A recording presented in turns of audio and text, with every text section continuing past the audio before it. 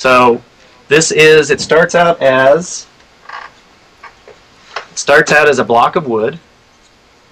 This is what you get. Actually, this is for a shape and race, but which is a different kind of Pinewood Derby. But Pinewood Derby is for Boy Scouts of America. So this is for a shape and race, which is kind of like a non-Cub Scouts type derby. But it's the same basic idea. You get a block of wood, and your goal is to turn it into a car. And so this is one I made because there's always some downtime around when the kids are watching the race. Their car may not be in the race and so forth. And so I created this camera. Basically it's a regular piece of wood just like this, but it has a pinhole camera, and I'll bring it up here so you can see the camera right there. So it's got a camera in the front. I drilled a big hole and put a camera in the front, and then I hollowed out the bottom of it so you could put a battery in it. And it's one of those wireless cameras you buy on eBay for probably, I think I paid $29 for this one. And then it's 5 ounces, which is the regulation says the car can only be 5 ounces. But this particular car has a drag on it. They put a little piece of plastic on the back for drag, because the idea was we didn't want this car to finish first. And so as a result, it was always behind the rest of the cars going down. Hopefully soon I'll get some video and you can see it. But basically, as you put it on the starting gate for a Pinewood Derby and you make it go down the race, you get a track level view of the race in real time. What we did was this transmitted wirelessly. We had a projector set up for all the boys to look at, and then the projector was sending exactly what this was seeing all the time. What is the secret to a fast Pinewood Derby car?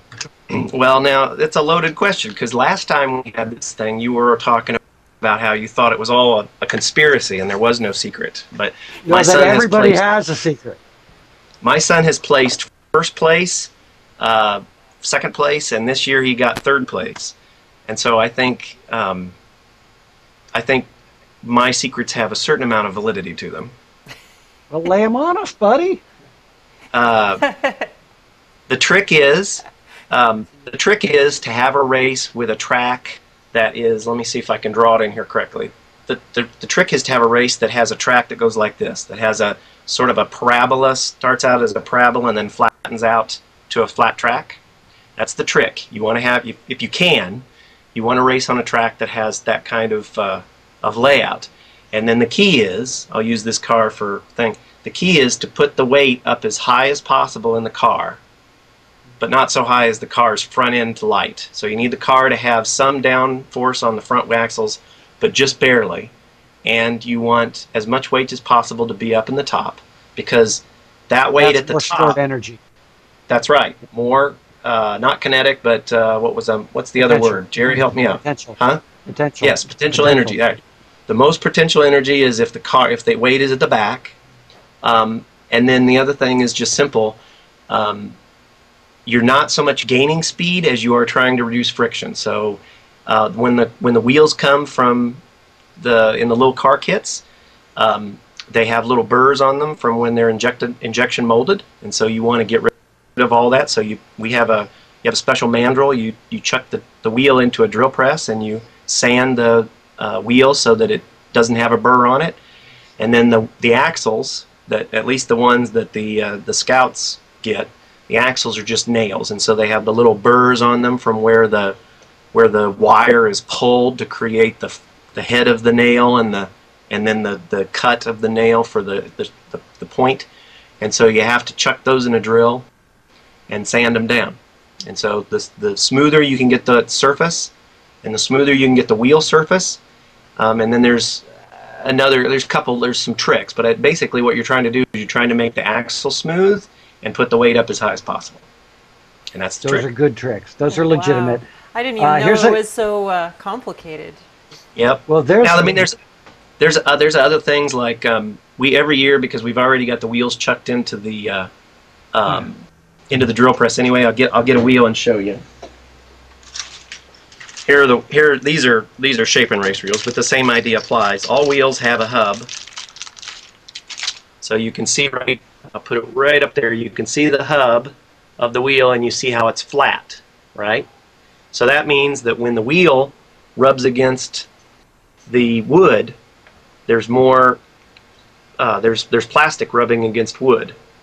And so what typically we do with our wheels is we chuck them into the drill and we bevel that area right there at a 45-degree angle.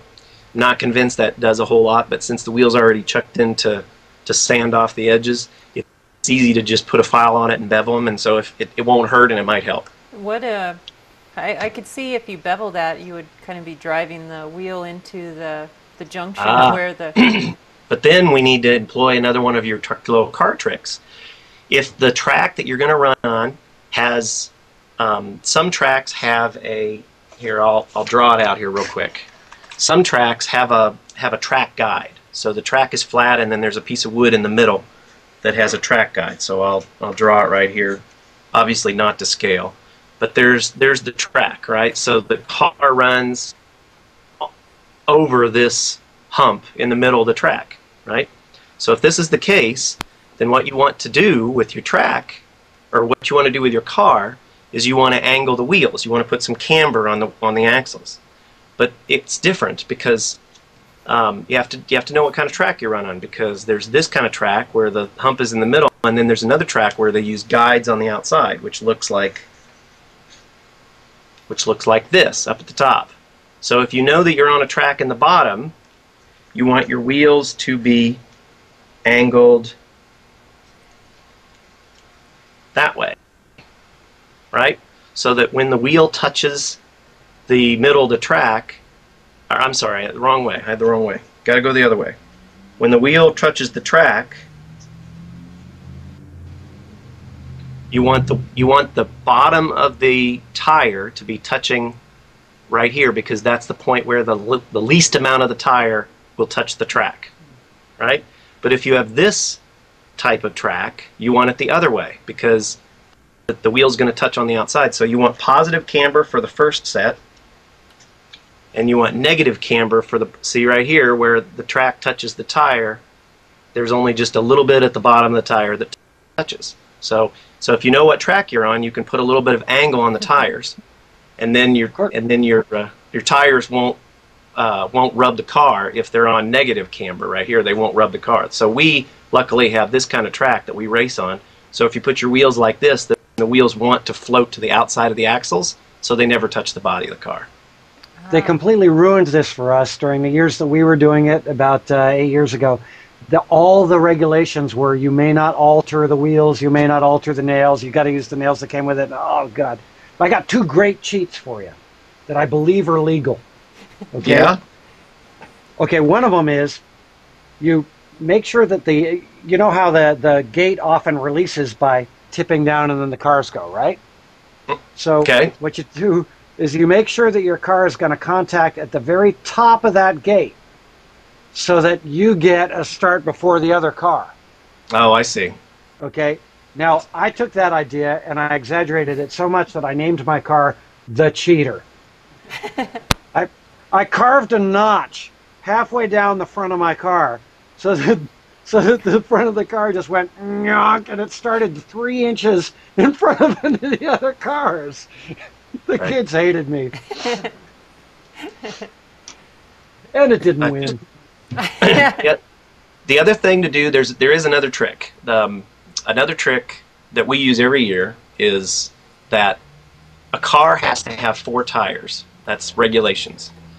But it doesn't say anywhere that all 4 tires have to touch the ground. So if you assume that all 4 tires apply a certain amount of friction to the car because they're running on the ground, one of the tricks that you can do, which I think is actually a good one, is to, if you're allowed to drill holes in your car, which we are allowed to drill axle holes for our axles. So if you're allowed to do that, then you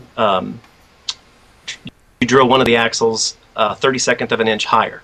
And so that tire sits on the car but doesn't touch the ground. So then you've only got 3/4 of the friction of all the rest of the cars, if all the rest of the cars have all 4 wheels on the ground.